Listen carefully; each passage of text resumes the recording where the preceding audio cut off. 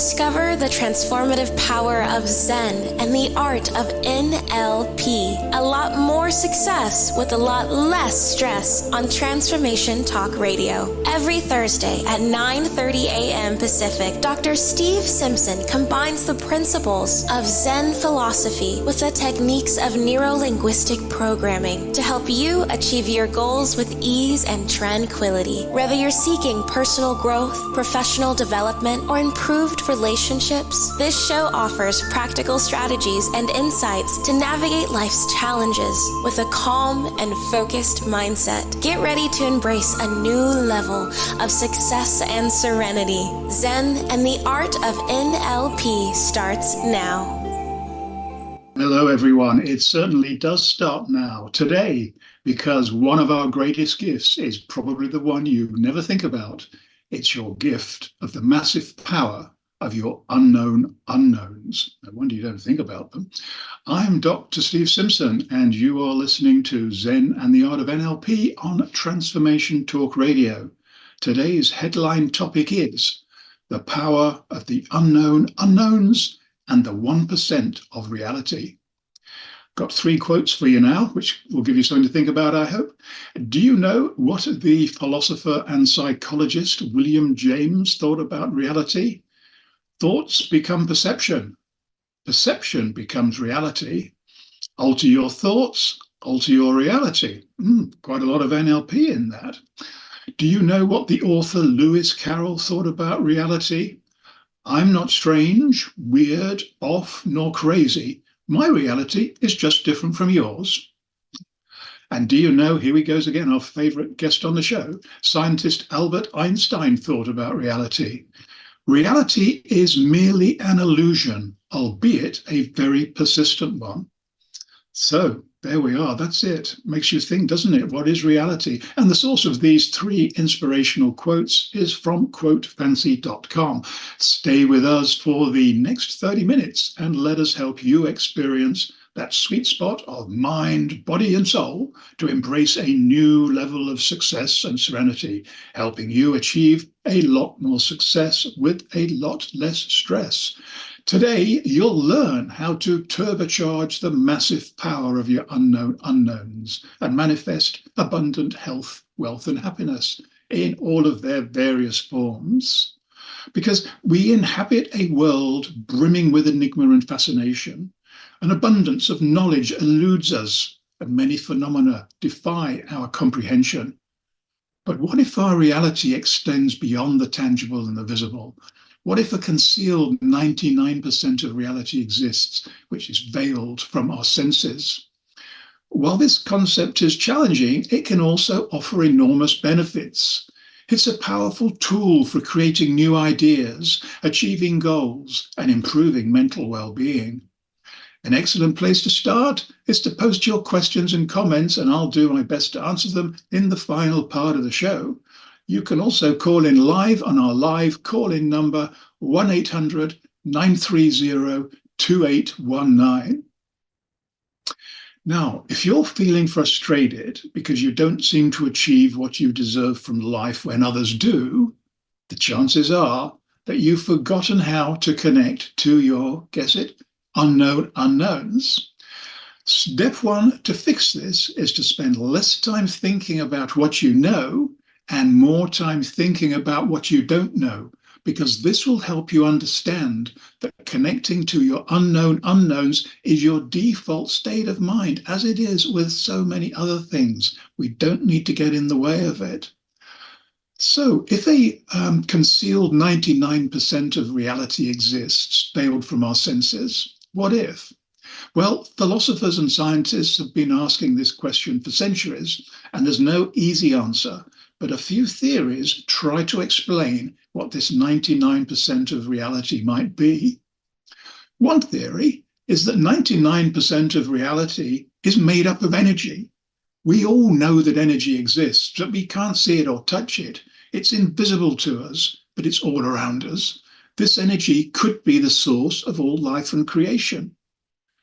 Another theory is that 99% of reality is made up of consciousness. Consciousness is the awareness of oneself and the world around oneself. It's what allows us to think, to feel, and to experience life. This consciousness, it could be the source of all creativity and all intelligence, and many people think it is. But irrespective of its nature, the 99% of reality remains a realm that we're only just beginning to fathom. We're merely skimming the surface of its potential.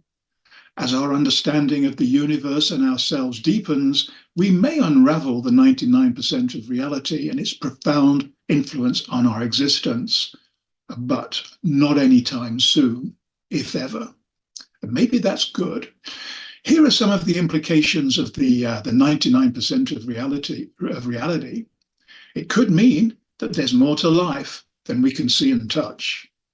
It could mean a spiritual or metaphysical dimension to reality. It could mean that we're all connected in some way, and we've said that a few times already on various shows.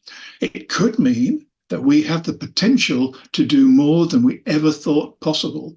And my experience is that people can do more than they give themselves credit for or thought possible. Step 2 is understanding the many valuable benefits of connecting to your unknown unknowns and why it's worth you spending a bit of time and your effort trying to get your head around this. The 99% of reality, a riddle yet to be solved, is also a beacon of hope. Even though many things are beyond our immediate perception, never underestimate the positive energy that shapes our destiny. It underscores our interconnectedness and hints at our untapped potential, reminding us that we can transcend all limitations. The unknown is a vast and mysterious place with good and bad possibilities. It's a place where anything can happen and where everything is possible. The unknown, maybe because of this, it can easily make us feel lost and alone. However, it can also be a place of excitement and adventure where we learn and where we grow. Because the unknowns are part of life. It's something that we all face at some point. We can either be afraid of it or embrace it. If we choose to be scared of it, it'll control us. If we choose to embrace it, it can be a source of great joy and discovery. So here are listed some of the benefits of embracing the unknown.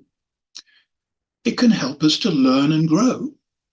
It can make life more exciting and enjoyable. It can help us overcome our fears.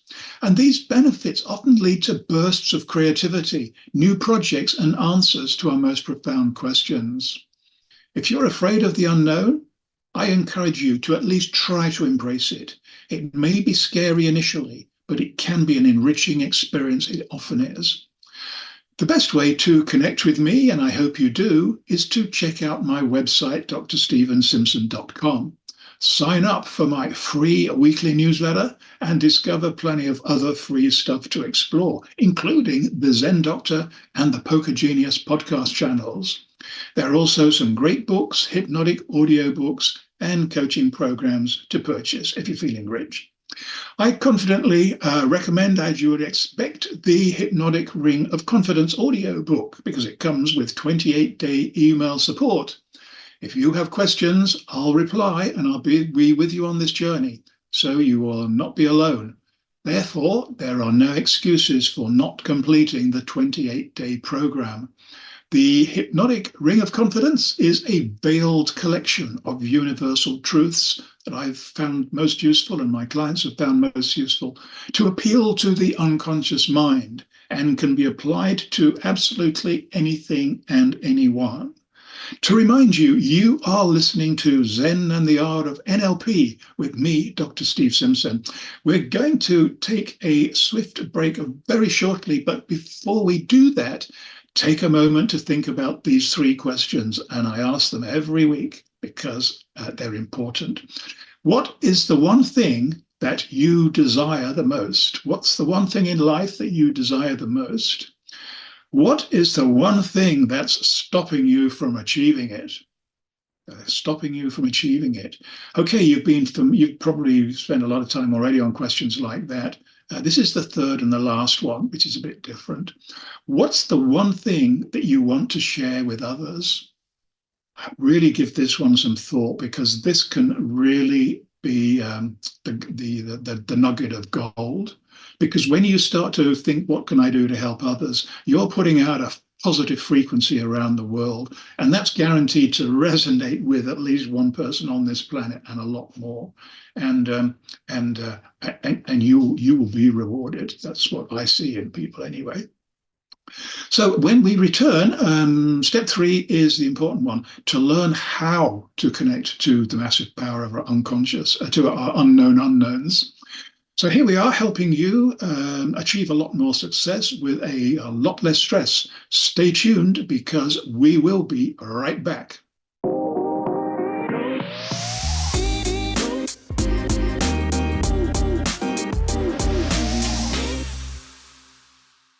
And we are right back. I hope you enjoyed pondering those 3 big questions during the break, especially question number 3. So, as I promised, step 3 is learning how to connect to the unknown unknowns and release their infinite power. Trust me, this is a lot easier than it might sound. Starting with, it looks like we're starting from a difficult place. The electromagnetic spectrum. Yes, you remember this vaguely from school. You didn't understand it then, and you probably don't understand it now, and neither do I. But what I do know about it is that the electromagnetic spectrum has all of the frequencies of the universe.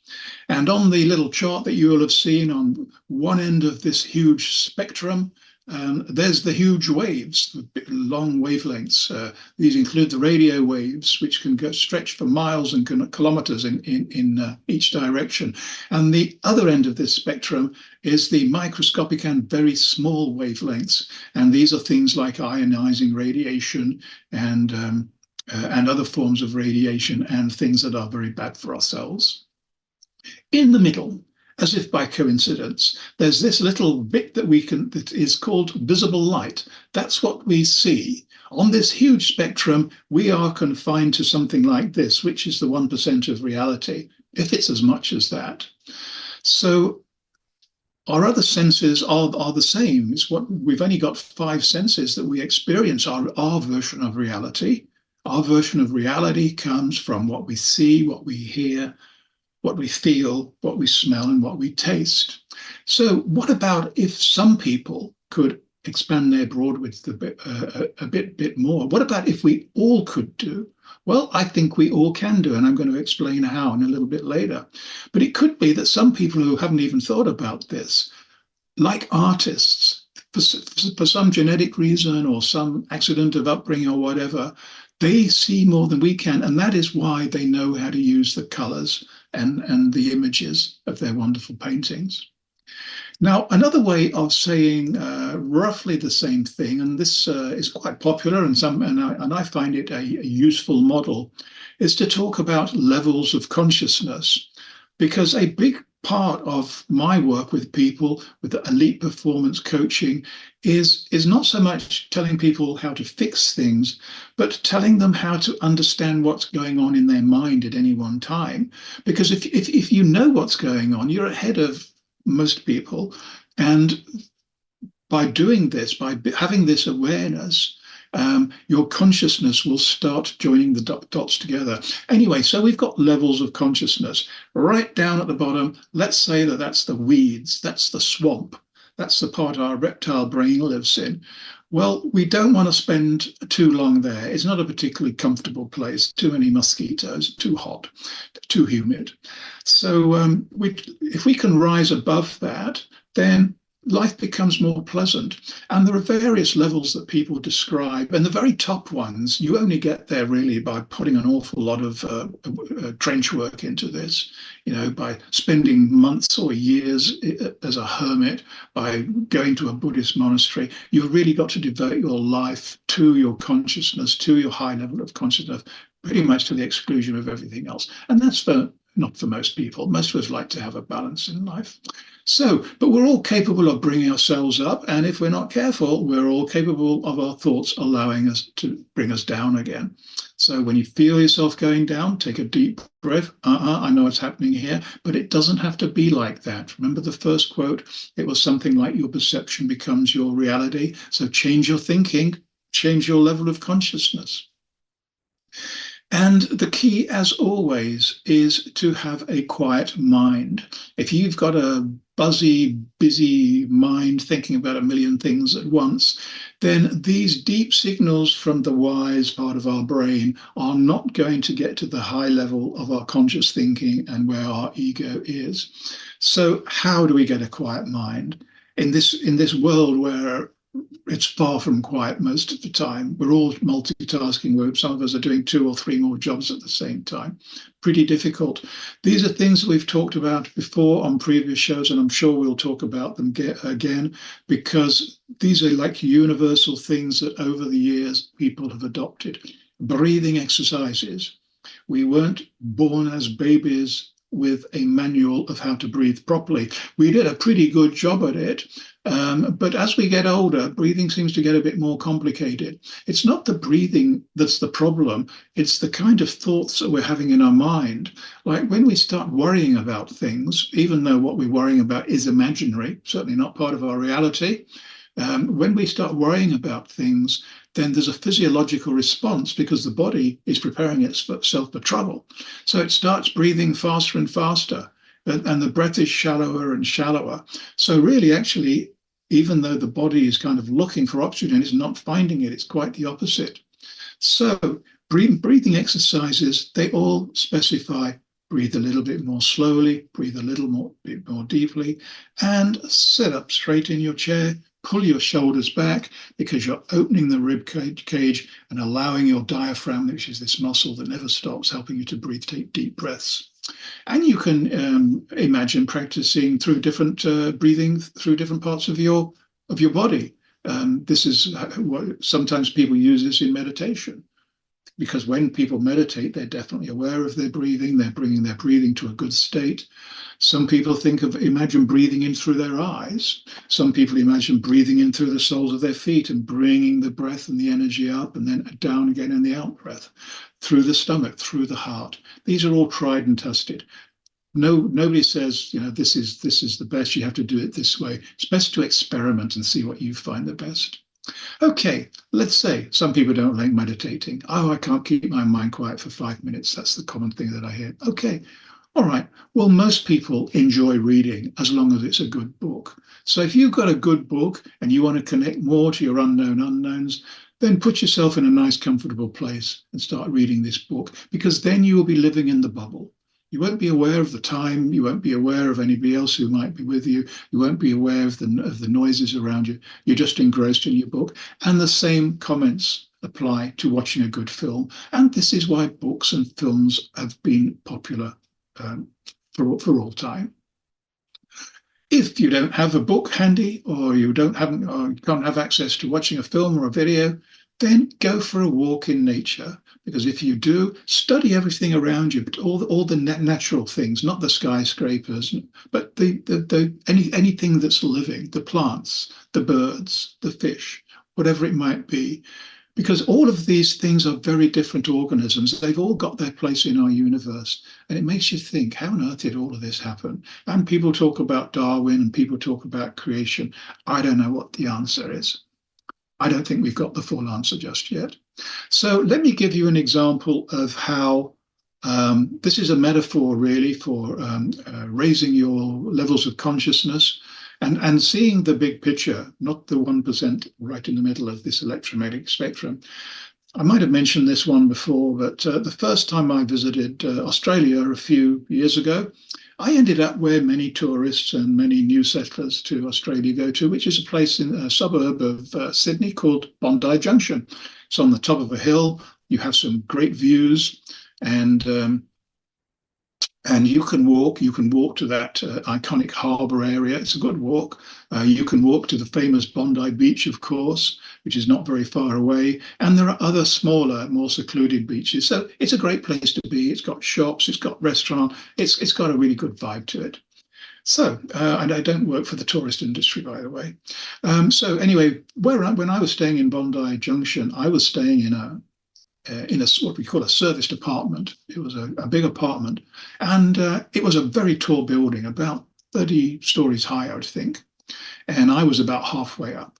So I had a great view, and I was there for Christmas Eve, actually, and I had a lot of friends who wanted to come around to my room that night because it was great watching the fireworks. Anyway, the fact is that more importantly, it has, as many modern hotels do, it had a glass elevator, a glass lift. And so you could go up if you chose, if you're feeling brave, up the outside of the hotel, all the way up to the 30th floor.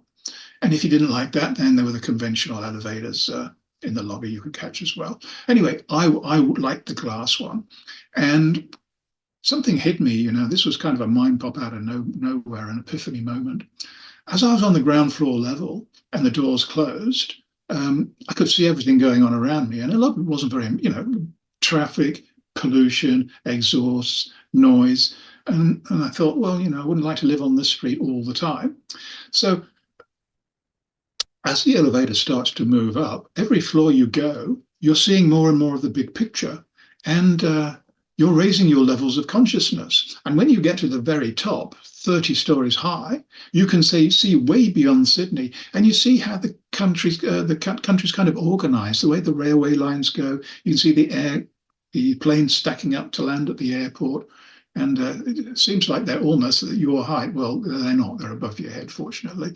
Anyway, levels of consciousness, and you can do this in your imagination. You can imagine you're floating high in the sky. It doesn't really matter. And the secret to all of these things is practice regularly, because the more you practice connecting to the massive power of your unknown unknowns, the easier it will become. It will become automatic after a while.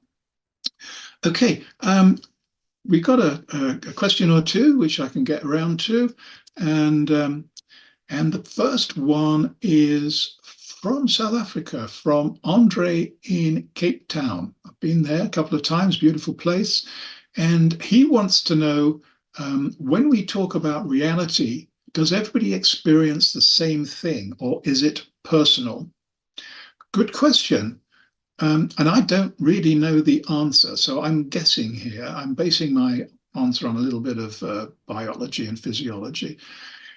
Really, the 8 billion of us on this planet, we're largely the same. If you study our genetics, our genes, our chromosomes, we have individual variations, skin color, hair color, eye color, all those kind of things. Some people are tall, some people are shorter. But if somebody came from another planet, they'd say, yeah, you're all human beings. So that's we are. But are the personal, or is it personal? Does everybody experience the same thing, or is it personal? Well, I think there's going to be individual variation, largely the same thing, but everybody's going to interpret the same situation in a different way. And the police know that, of course, because when they're taking statements from a road crash or something, they may interview 10 people, and 10 people will each give them a slightly different story. So I hope that answers your question at least a bit. Gustav from Munich wants to know, is there only one actual reality, or do we live in parallel universes? Now, I've been hearing a lot about this movie, The Matrix, recently, and I don't know whether that's what Gustav's talking about. But what I can say is that the quantum physicists, or some of the experts in quantum physics, they say that our current knowledge of the law of relativity and quantum physics are not they're not compatible, that there's something else out there. And there's something that they describe as string theory, whereby let's say imagine a slice of loaf. Each slice of the loaf has a different set of physical rules on it. So they all think it's crazy, but they say, well, it doesn't matter. The more we study these things, it's still the only show in town at the moment. So we might have parallel universe, more than likely. Courtney from Sacramento wants to know, do we have free will?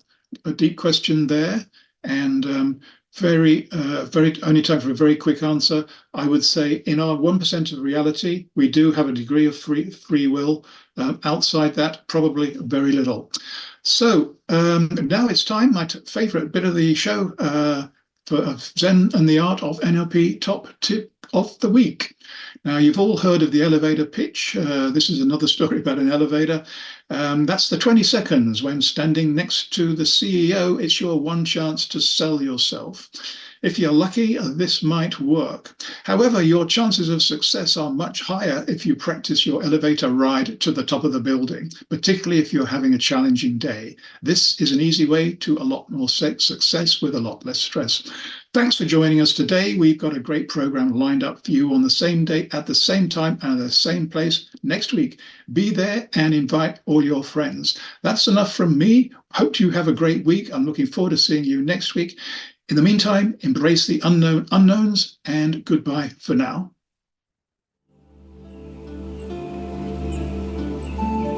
You have been listening to the Zen and Art of NLP. A lot more success with a lot less stress. Tune in every Thursday at 9:30 a.m. Pacific on Transformation Talk Radio as we dive into the depths of your unconscious mind and awaken your intuition, unlocking hidden talents and supercharging your personal and professional relationships. Continue embarking on a stress-free journey towards unparalleled success by subscribing to future episodes and stay updated on the latest content. Easily share these captivating shows with your loved ones and create meaningful connections. Book a personal session with Dr. Steve Simpson to delve deeper into the topics that resonate with you. You can visit his website at drstevensimpson.com.